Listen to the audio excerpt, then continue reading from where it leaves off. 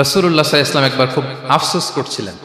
তিনি যখন শুনতে পেলেন যে বনী ইসরাইলের অনেক অনেক লোক হাজার বছর হায়াত পেত, তারা শত শত বছর ইবাদত করত, শত শত বছর তারা জিহাদ করত, তখন তিনি আফসোস করে বললেন, হায় রে, আমার শেষ সময়ের উম্মতের কি হবে? কারণ তিনি বলেছেন যে আমারু উম্মতি মা বাইনা সিত্তিন ইলা সাবঈন, আমার উম্মতের গড় বয়স হচ্ছে 60 থেকে 70। ওয়া আকাল্লুহুম মান ইয়াজুজু যালিক, খুব অল্প সংখ্যক লোকই এর চেয়ে বেশি হায়াত পাবে। রাসূল সাল্লাল্লাহু আলাইহি ওয়াসাল্লাম যখন দেখলেন যে শত শত বছর হায়াত পেয়েছে বনী ইসরাইলের লোকেরা, বনী ইসরাইলের ওরা শত শত বছর জিহাদ করেছে, তো আমার উম্মত তো 60 বছরে তার হায়াতই শেষ, 60 থেকে 70-এর মধ্যে তার জীবনই শেষ, তা আমার গুনাহগার উম্মতের কি হবে? লাইলাতুল কদর, এই কদরের রাতটা হচ্ছে এমন রাত যেটা খায়রুম মিন আলফি শাহর, হাজার মাসের চেয়েও সেরা। 1000 মাস লাগাতার ইবাদত করলে যে সওয়াব, কদরের রাতে ইবাদত করলে এর সমান সওয়াব হবে নাকি? সমান হবে না। আল্লাহ তাআলা বলেছেন খায়রুম মিন আলফি শাহর, না, এর চেয়েও শ্রেষ্ঠ, এর চাইতেও বেশি।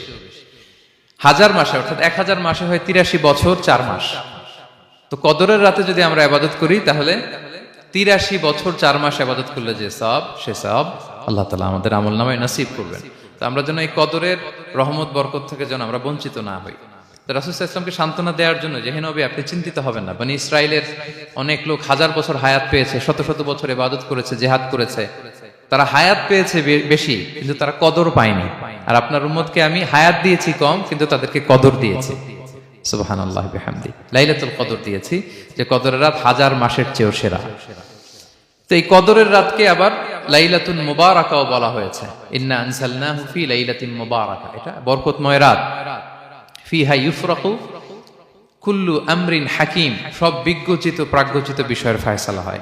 এটা বেসিক্যালি একটা বাজেট রাত বলা যায়। এ রাতে আগামী 1 বছরে আমাদের কি ঘটবে না ঘটবে আল্লাহ তাআলা এটার বাজেট করেন, এটাকে রিভাইজ করেন। সো এই রাতটা অনেক গুরুত্বপূর্ণ। তো এই কদরের রাত, এটা কবে? এটা স্পেসিফিক ছিল, মানে সুনির্দিষ্ট ছিল। রাসূল সাল্লাল্লাহু আলাইহি ওয়াসাল্লাম আমাদেরকে জানাতে চেয়েছিলেন কবে, কিন্তু রাসূল সাল্লাল্লাহু আলাইহি ওয়াসাল্লাম জানাতে পারেননি। সহিহ বুখারীতে এসেছে যে রাসূল সাল্লাল্লাহু আলাইহি ওয়াসাল্লাম খারাজান নবী সাল্লাল্লাহু আলাইহি ওয়াসাল্লাম লিয়ুখবিরানা বিলাইলাতিল কদর। উবাদা ইবনে সামিত রাদিয়াল্লাহু তাআলা আনহু বলেন, রাসূল সাল্লাল্লাহু আলাইহি ওয়াসাল্লাম আমাদেরকে জানাতে বের হয়েছিলেন যে কবে কদরের রাতটা। ফাতালাহা রাজুলান মিনাল মুসলিমিন, হঠাৎ মুসলমানদের মধ্য থেকে দুইজন ঝগড়া লাগলো, তর্ক লাগলো আর কি। রাসূল সাল্লাল্লাহু আলাইহি ওয়াসাল্লাম হঠাৎ করে ওই ঝগড়ার দিকে খেয়াল করলেন, ওই দিকে খেয়াল করে ওই তারিখটার কথা তিনি ভুলে গেলেন। ফারুফিআত, রাসূল সাল্লাল্লাহু আলাইহি ওয়াসাল্লাম বললেন, আমার হৃদয় থেকে, অন্তঃকরণ থেকে এটাকে উঠিয়ে নেওয়া হবে। এখন আমি মনেই করতে পারছি না এটা কি 23 না 25 না 27 না 29, আমি মনে করতে পারছি না। এজন্য রাসূল সাল্লাল্লাহু আলাইহি ওয়াসাল্লাম বলেছেন যে তবে আমি এতটুকু মনে করতে পারছি, ফালতামিসুহা ফিল আশরিল আওয়াখিরি ফিল বিত্রি, রমাদানের শেষ দশকের বেজর রাত্রিগুলোতে তোমরা কদর তালাশ করো।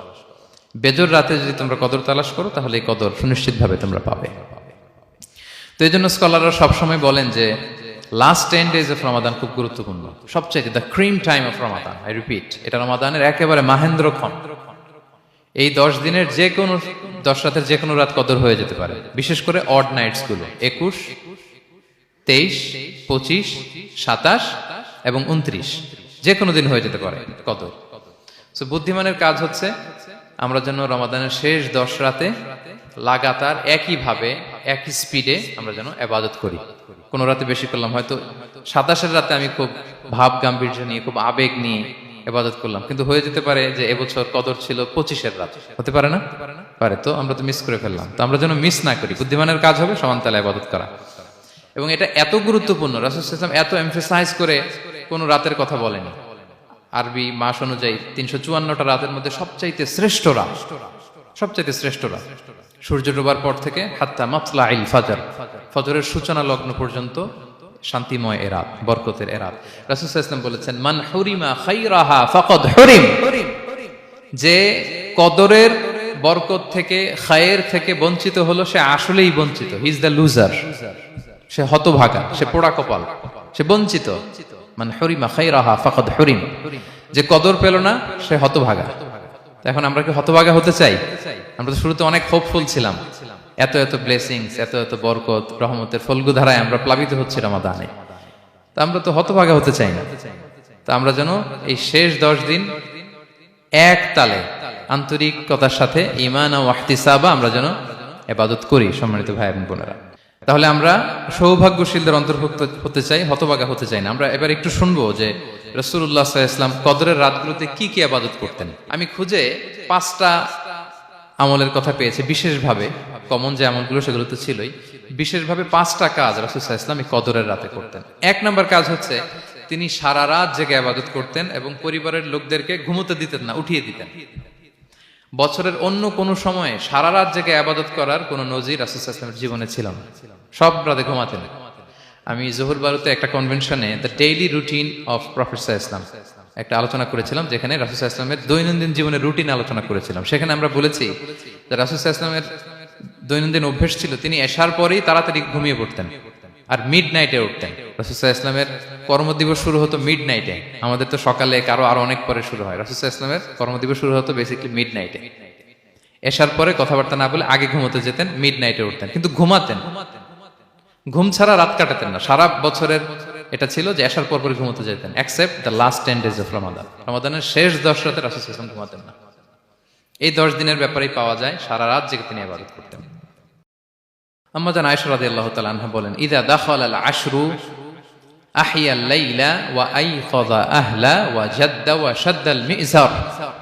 রমাদানের শেষ দশক যখন আসতো রাসূল সাল্লাল্লাহু আলাইহি ওয়াসাল্লাম সারা রাত জেগে ইবাদত করতেন।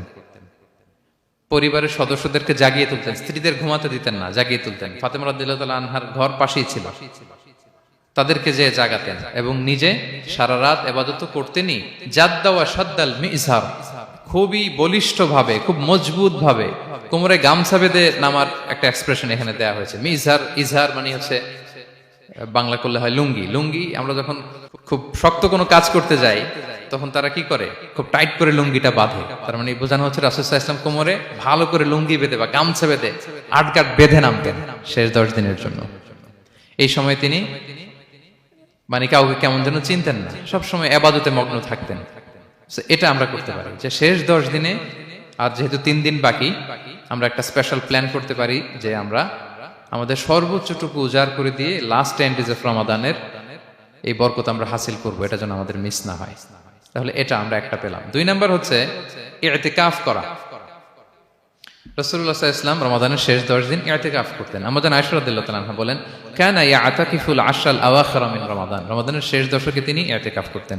হাত্তা তাওয়াফাহুল্লাহ, ওনার ইন্তেকালের আগ পর্যন্ত এই অভ্যাসটাই তিনি জারি রেখেছেন। সুম্মা আতাকাফা আজওয়াজুহু মিন বা'দি, তারপরে ওনার স্ত্রীরা ইতিকাফ করেছেন। আরেক বর্ণনায় এসেছে ইয়াতাকিফু কুল্লা রমাদান 10 আইয়াম, প্রতি রমাদানে তিনি 10 দিন ইতিকাফ করেছেন। কিন্তু যেই বছর তিনি ইন্তেকাল করবেন সে বছর তিনি 20 দিন ইতিকাফ করেছিলেন। প্রতি রমাদানে 10 দিন, আর যে বছর ইন্তেকাল করবেন সে বছর কয় দিন? 20 দিন তিনি ইতিকাফ করেছিলেন মসজিদে নববীতে। তাহলে আমরা এই রমাদানের শেষ দশকে এটা করতে পারি। 2 নম্বর পয়েন্ট হচ্ছে ইতিকাফ করা। যারা আমরা করিনি তারা আমরা ইতিকাফ করতে পারি। আমাদের আইআইএম এর মসজিদ এটা ইতিকাফের জন্য একটা উর্বর জায়গা। আমরা যখন এই ক্যাম্পাসে ছিলাম তখন দেখেছি যে এখানকার ইতিকাফের পরিবেশ যে এত সুন্দর, এটা কল্পনাই করা যায় না। অসাধারণ পরিবেশ। আপনি যদি ইতিকাফ নাও করেন, রাত 2টা বা 3টার দিকে সেন্ট্রাল মস্কে এসে বসে থাকলেও হবে। রাত 2টা 3টার দিকে এসে বসে থাকলে দেখবেন যে কেউ সেজদায় পড়ে কান্না করতেছে, কেউ হালাকা করতেছে, কেউ তাসবিহ পড়তেছে, কেউ কোরআন তেলাওয়াত করতেছে। মানে এত সুন্দর পরিবেশ, ওটা দেখলেই আপনার ইবাদত করতে মন চাইবে। তো আমরা যেন ইতিকাফ করার চেষ্টা করি। ইতিকাফ করতে না পারলে শেষ দশকের রাতগুলো যেন মসজিদে কাটানোর চেষ্টা করি, তা না পারলেও বাসায় যেন এই রাতগুলো আমরা মিস না করি। বিশেষ করে সেন্ট্রাল মস্কে তো অসাধারণ পরিবেশ, এটা হাইলি রেকমেন্ডেড। ইফ পসিবল আপনারা আসবেন, এখানে ইবাদতের চমৎকার পরিবেশ থাকে। 3 নাম্বার হচ্ছে রাসূল সাল্লাল্লাহু আলাইহি ওয়াসাল্লাম এবং জিবরাইল আলাইহিস সালাম যৌথভাবে কোরআন রিভিশন করতেন। খুব ইন্টারেস্টিং। সারা বছর যেটা নাজিল হতো, রমাদানে জিবরাইল আলাইহিস সালাম রাসূল সাল্লাল্লাহু আলাইহি ওয়াসাল্লামকে শোনাতেন, রাসূল সাল্লাল্লাহু আলাইহি ওয়াসাল্লাম আবার জিবরাইল আলাইহিস সালামকে শোনাতেন। সহিহ বুখারীর বর্ণনা, কানা জিবরিলু ইয়ালকাহু ফি কুল্লি লাইলাতিন মিন রমাদান ফায়ুদারিসুহুল কুরআন। প্রতি রমাদানের প্রতি রাতে এসে রাসূল সাল্লাল্লাহু আলাইহি ওয়াসাল্লামের সাথে কোরআন মুদারাসা করতেন। সহিহ মুসলিমের বর্ণনায়, আন্না জিবরিল কানা ইউআরিদুহু বিল কুরআন কুল্লা আমিন মাররা।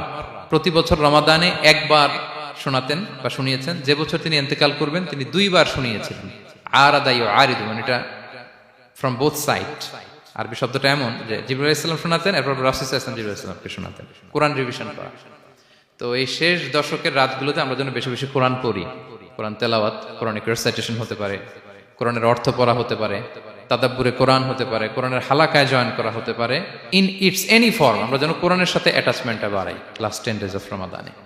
4 নাম্বার, কিয়ামুল লাইল করা। রাসূল সাল্লাল্লাহু আলাইহি ওয়াসাল্লাম কিয়ামুল লাইল করতেন, এবং কিয়ামুল লাইল শব্দটাকে রাসূল সাল্লাল্লাহু আলাইহি ওয়াসাল্লাম কদরের সাথে জুড়ে দিয়েছেন।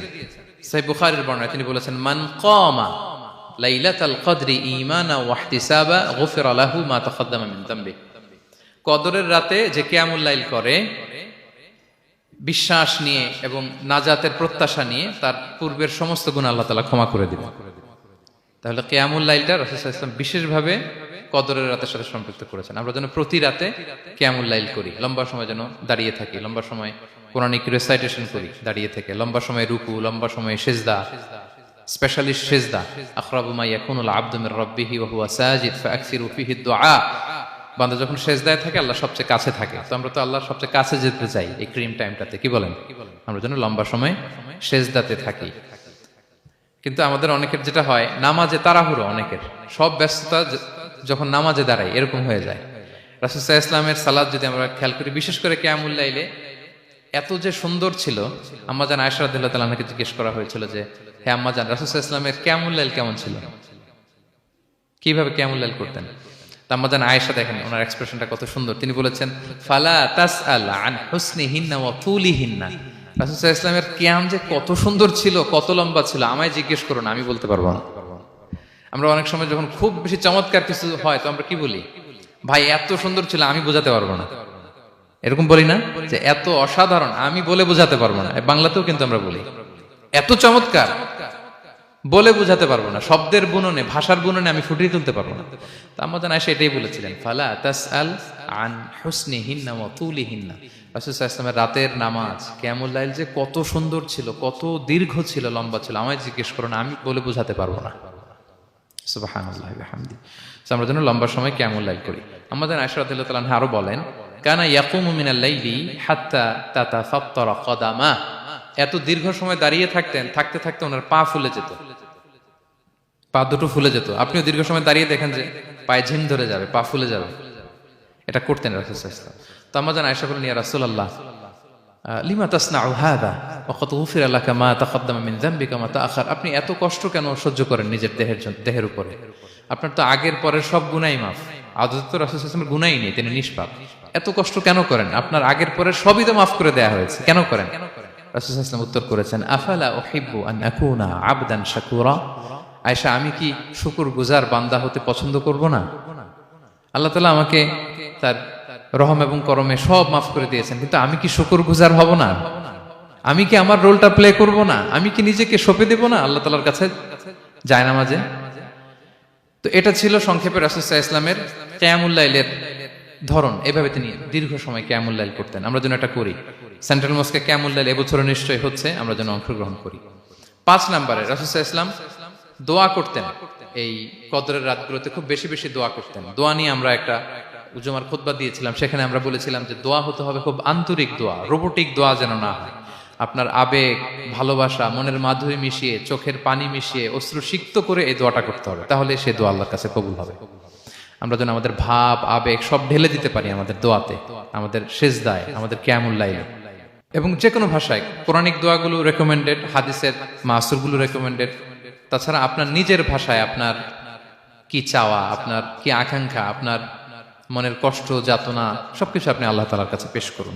এবং আম্মাজান আয়েশা জিজ্ঞেস করেছিলেন, ইয়া রাসূলুল্লাহ, আমি যদি কদর পেয়ে যাই আমি কি বলবো এ রাতে?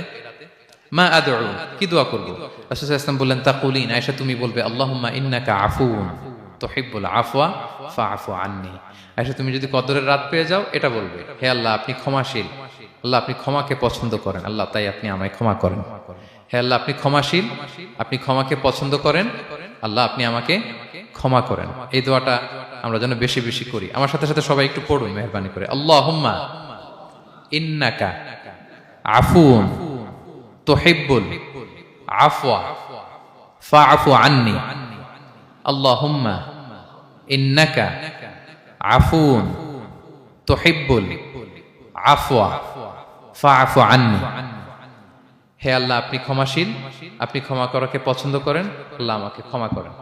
আমরা আমাদের নিজেদের ভাষায় অনেক দোয়া করতে পারবো, কিন্তু রাসূল সাল্লাল্লাহু আলাইহি ওয়াসাল্লামের শেখানো দোয়াগুলো এটা হচ্ছে মানে very precise in wording but comprehensive in meaning.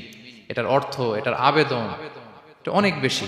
আমি অনেক 10টা-20টা বাক্য বলে এত সুন্দর কথা মিলাতে পারবো না। রাসূল সাল্লাল্লাহু আলাইহি ওয়াসাল্লাম যেটা শিখিয়ে দিয়েছেন, আগে আল্লাহর প্রশংসা করলাম, আল্লাহ আপনি ক্ষমাশীল, আবারও প্রশংসা, আল্লাহ আপনি তো ক্ষমা করাকে পছন্দ করেন। যেটা আপনি পছন্দ করেন না ওইটা তো চাচ্ছি না, যেটা আপনার পছন্দ, যেটা আপনি করতে ভালোবাসেন, গাফিরিয যামবি ওয়া কাবিলিত তাওব, আপনি ক্ষমা করাকে পছন্দ করেন, তওবা কবুলকে আপনি পছন্দ করেন, তো সেটাই তো চাচ্ছি আপনার কাছে, আপনি আমার তওবা কবুল করুন, আল্লাহ আপনি আমাকে ক্ষমা করুন।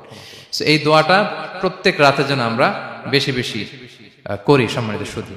এবং এই যে রিমাইন্ডার গুলো শুনলাম, এটা রমাদানের পরেও যেন আমরা অব্যাহত রাখি। আমরা নাম দিয়েছি যে gear up for a great Ramadan. আমাদের এবাদতের যে ধারাবাহিকতা, এই গতিটাকে আরেকটু গিয়ার আপ করা, আরেকটু পুশ করা নিজেকে, আরেকটু এক্সট্রা ড্রাইভ দেওয়া। এই শেষ মুহূর্তে মাত্র 13টি দিন আমাদের হাতে আছে, আমরা যেন আরেকটু এফোর্ট দেই, আমরা যেন আরেকটু ড্রাইভ দেই, যাতে করে আমরা আল্লাহ তাআলার আরো নিকটবর্তী হতে পারি। এবং এই রমাদানে আমরা যা শিখলাম, যেটা করলাম, এটার ইম্প্যাক্ট যেন রমাদানের পরেও আমাদের মধ্যে থাকে। আমাদের অনেকের এটা হয় যে রমাদানে আবেগে অনেক আলোচনা শুনে, ক্ষমার মাস এটা জেনে এত এবাদত, রমাদান নাই এবাদতও নাই, এরকম হয়ে যায়। এটা যেন না হয়, বরং এটার একটা পরশ যেন আমাদের হোল দ্য ইয়ার লং থাকে। আরব শায়েখরা বলেন যে কুন রব্বানি লা তাকুন রমাদানি, রব্বানি হও, রমাদানি হও না। মানে রমাদান আসছে, তুমি রমাদান কেন্দ্রিক এবাদত নিয়ে অনেক উচ্ছ্বাস, কিন্তু রমাদান শেষ এবাদত শেষ, এমনটা যেন না হয়।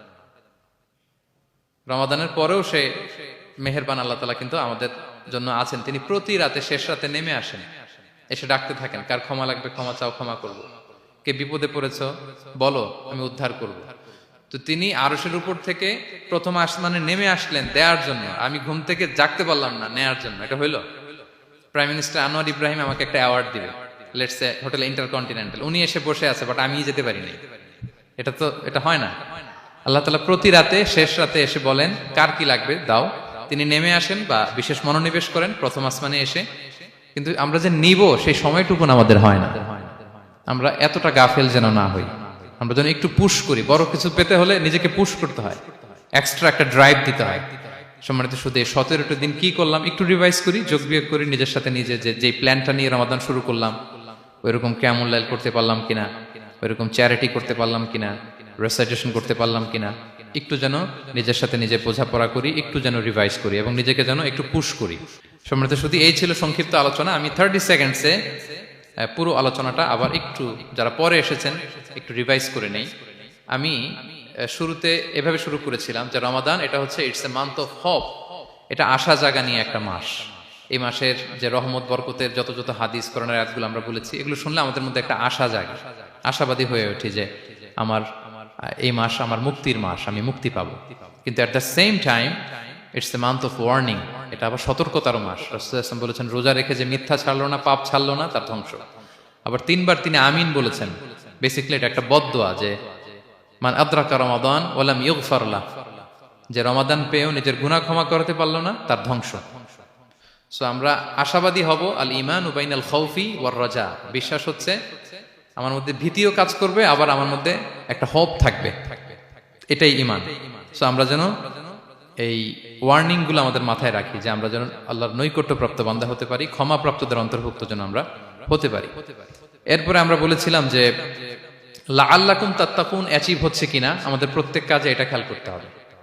আমাদের সম্মানিত ইউসুফ স্যার খুব সুন্দর করে এটা বলেছেন যে আল্লাহর সচেতনতা, আল্লাহর ভয়, to build up the sense that Allah is watching me, এই সেন্সটা আমার সব কাজের মধ্যে থাকতে হবে। যদি লাআল্লাকুম তাত্তাকুন অ্যাচিভ হয়, সাকসেসফুল, একটা সাকসেসফুল প্রোডাক্টিভ রমাদান আমরা কাটাচ্ছি। আর যদি লাআল্লাকুম তাত্তাকুনের সমস্যা, তার মানে we have to revise hour schedule, যাতে করে আল্লাহর এই সচেতনতা আমরা বিল্ড আপ করতে পারি।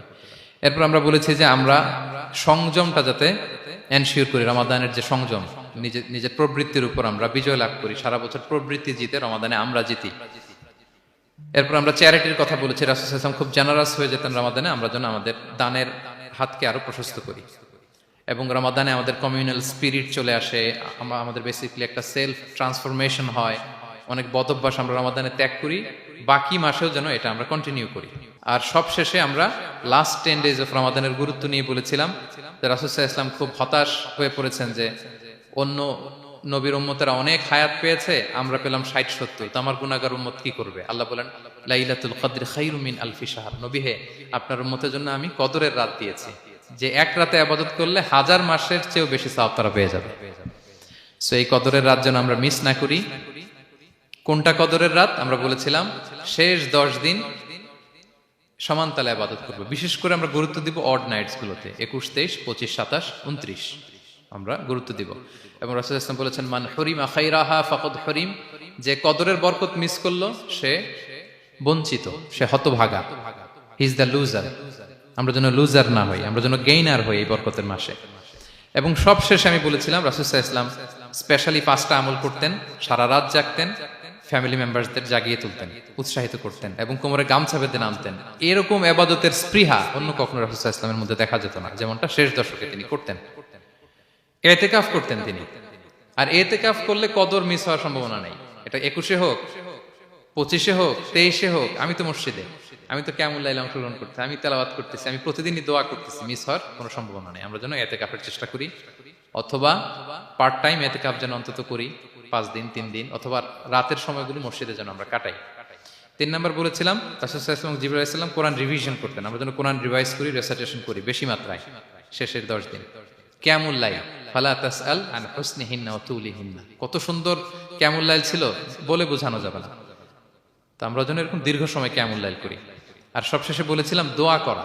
দোয়া করা হচ্ছে দোয়া মুমিনের হাতিয়ার। দোয়া মানুষের জীবন চেঞ্জ করে দিতে পারে। চাওয়ার মতো চাইলে আল্লাহ ফেরান না, আল্লাহ তো দেওয়ার জন্যই বসে আছেন। আমরা যেন কায়মুন বাকে আল্লাহ তাআলার কাছে চাই, অশ্রুসিক্ত নয়নে যেন আমরা চাই। অনুতপ্ত বান্দার চোখের পানির ফোঁটা আল্লাহর কাছে খুব প্রিয়। 2 ফোঁটা আল্লাহর কাছে সবচেয়ে প্রিয়, জেহাদের ময়দানে মুজাহিদের রক্তের ফোঁটা আর অনুতপ্ত বান্দার চোখের পানির ফোঁটা। বান্দা অনুতপ্ত হয়ে, রিপেন্টেন্ট হয়ে চোখের পানি ছেড়ে যখন কাঁদে আর দোয়া করে, ওই চোখের পানি চোখ বেয়ে, নাকের ডগাবে, মাটিতে পড়ার আগেই আল্লাহ তার সব গুনাহ মাফ করে দেয়। আমরা যেন সেই অনুতপ্ত বান্দাদের কাতারে শামিল হতে পারি। রাসূল সাল্লাল্লাহু আলাইহি ওয়াসাল্লাম যেভাবে কিয়ামুল লাইল করতে আমাদেরকে উৎসাহিত করেছেন, আমরা যেন সেভাবে কিয়ামুল লাইল করতে পারি। আমাদের প্রতিটি কাজের মধ্য দিয়ে লাআল্লাকুম তাত্তাকুনের যে অ্যাচিভমেন্ট, সেটা যেন আমাদের হাসিল হয়। এবং এই রমাদানকে যেন আমরা আমাদের জীবনের সর্বশেষ রমাদান মনে করি। আমাদের চিফ ইমাম অফ সেন্ট্রাল মস্ক ইমাম রমাদান সুবকি নামাজের আগে একটা সুন্দর কথা বলেন, যে পারফর্ম দিস সালাহ as if this is your last and final prayer. এমন ভাবে নামাজে দাঁড়াও, মনে করো এটাই হতে পারে জীবনের শেষ নামাজ। রাসূল সাল্লাল্লাহু আলাইহি ওয়াসাল্লাম এটাই বলেছেন। সো আমরা বিগত বছরগুলোতে আমাদের অনেক প্রিয়জনদের হারিয়েছি এই কোভিড এর কারণে। এবছর আল্লাহর মেহেরবানি বাংলাদেশ আইএম কমিউনিটির এই চমৎকার, আমাদের সম্মানিত শিক্ষক মন্ডলীদের প্রচেষ্টা, ছাত্র ভাইদের প্রচেষ্টায় এই চমৎকার জান্নাতি পরিবেশে ইফতারের আগে আমরা একত্রিত হয়েছি। আবারও আগামী বছর আমরা এরকম কোনো গ্যাদারিং এ জয়েন করতে পারবো, কোনো গ্যারান্টি কি আমাদের আছে? নাই। It could be the last Ramadan in our life. So আমরা যেন এটা সবসময় মাথায় রাখি যে হতে পারে আমার this is our last chance, এটাই লাস্ট চান্স। এবং এই অপরচুনিটিগুলো যেন আমরা কাজে লাগাই এবং আল্লাহ তাআলার প্রিয় বান্দাদের অন্তর্ভুক্ত হই।